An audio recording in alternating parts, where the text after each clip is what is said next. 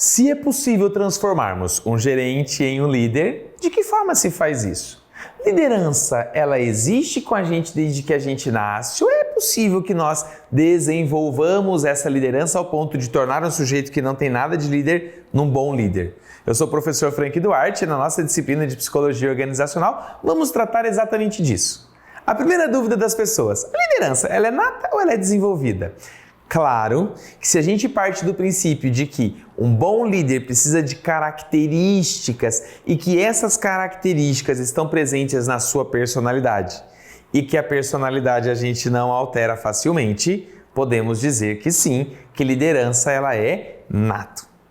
Por outro lado, existem características que é possível ser moldadas. E se nós podemos moldar características, automaticamente podemos desenvolver a liderança. Portanto, aquilo que a gente tem de concreto é que existem características que a gente nasce e existem características que são desenvolvidas. E é claro que nós podemos, tal qual como disse o grande mestre da psicologia behaviorista, Skinner, ele vai dizer: dê-me um sujeito qualquer e eu transformarei-lo-ei em um grande líder. É possível sim transformar as pessoas na capacidade de liderança, com restrições, porque de repente algumas aptidões faltarão por uma condição de origem de DNA, daquilo que a gente herda. Tem pessoas, Frank, que de repente pais e mães são grandes líderes e que elas não nascem com essa, entre aspas, vocação.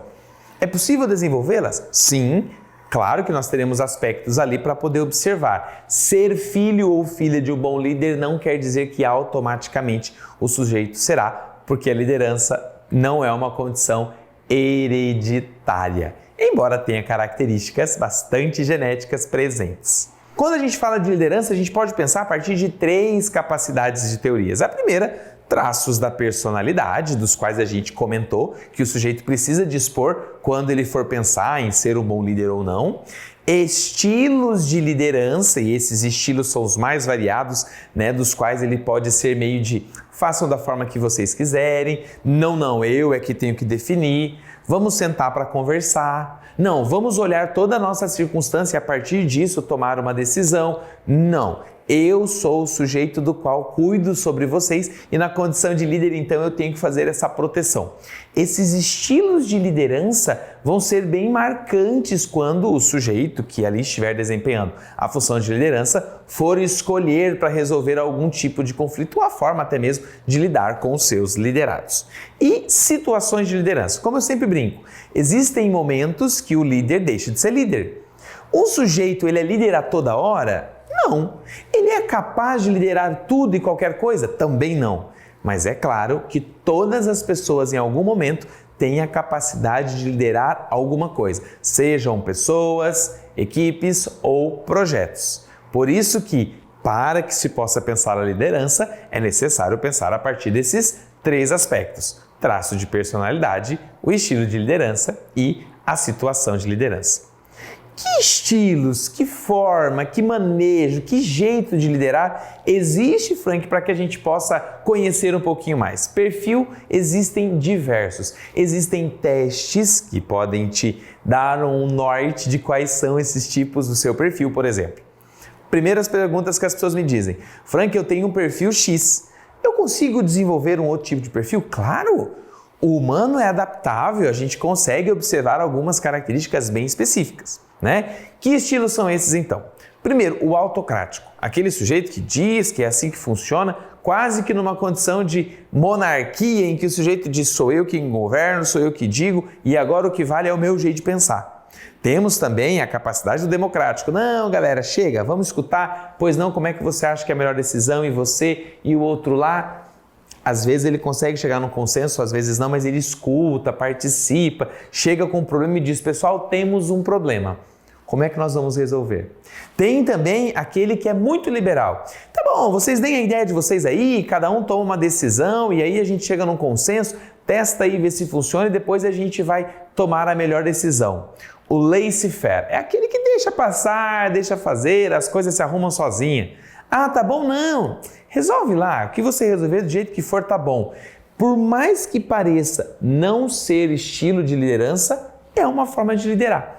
É um jeito que o sujeito assume como postura para dizer, deixa as coisas caminharem. O paternalista pode pensar, pode tomar decisão, mas tragam porque eu sou responsável por vocês, então ninguém faça nada sem que eu saiba, porque se isso acontecer, tal qual como o pai faz, vou te punir, né? O situacional depende da circunstância, ele age de uma forma.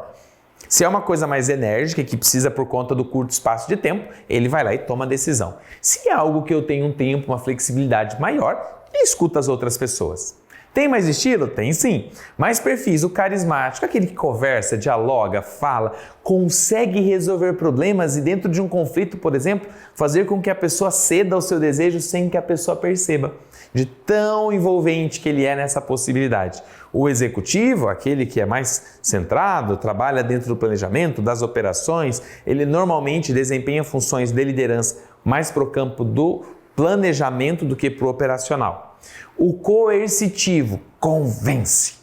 Na lábia, no argumento, na conversa, no jeito, é aquele que quase arranca o seu rim e você sai sorrindo com ele, porque ele consegue arguir e dizer para você, olha, você está equivocado, eu estou certo, ou eu estou equivocado, até mesmo e você está certo. O educativo, aquele que sempre com o intuito de tomar a decisão, né, traz informações, esclarece, contextualiza, né, faz quase ali um processo de aprendizado mais direcionado. O inspirador é aquele que às vezes nem fala nada e as pessoas olham e dizem, um dia o meu desejo é ser como esse sujeito também é na hora de resolver os problemas ou de liderar a sua equipe. E o 360, né, que está muito próximo do 2.0, que é esse que está ligado em várias circunstâncias, em vários momentos, é quase que uma junção de alguns desses perfis e, é claro, cada vez mais escasso dentro da nossa atualidade das organizações.